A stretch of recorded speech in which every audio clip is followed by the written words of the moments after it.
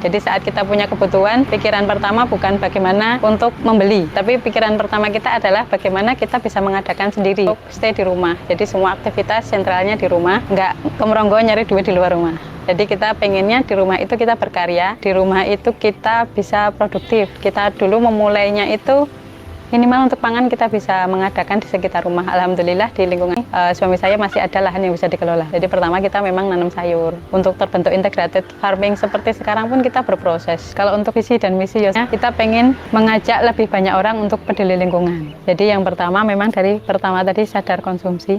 Yang kedua berusaha untuk mandiri, sebisa mungkin tidak tergantung dengan industri besar. Dan harapannya apa? Karena kita pengen mandiri di rumah, produktif di rumah, kita juga pengen ngajak orang untuk melakukan hal yang sama. Kita mulai dulu dengan apa yang kita butuhkan. Jadi saat kita punya kebutuhan, pikiran pertama bukan bagaimana untuk membeli, tapi pikiran pertama kita adalah bagaimana kita bisa mengadakan sendiri.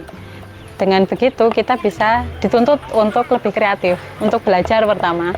Yang kedua untuk berusaha menciptakan, membuat sendiri kebutuhan itu. Yang ketiga, kebutuhan itu akan tercukupi. Jadi bonusnya banyak kalau kita tidak berpikir shortcut langsung tumbas gitu. Kita pertama dapat ilmunya, kedua jadi terampil, ketiga bisa ngajari orang lain. Tapi kalau kita sekedar ngajak tapi tanpa action dan tanpa kita membuktikan, itu akan susah untuk menggerakkan hati orang. Jadi kita ibaratnya pengen nyontoni lah, dengan kita tetap menjaga lingkungan pun tetap bisa hidup kok. Tujuannya lebih untuk mengajak orang.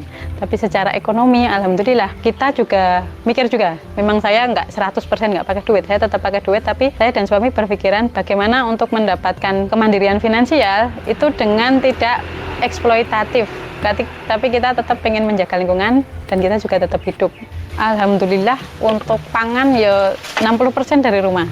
Saya beras juga masih beli, minyak juga masih beli. Dan untuk obat-obatan kita usahakan pengobatan pertama dengan apa yang ada di rumah juga. Misalnya anak saya lagi sakit demam tuh, saya tawari pakai paracetamol, mau nggak dek? Jangan yang pabrik dulu, karena memang dari awal kita menanamkan seperti itu untuk anak.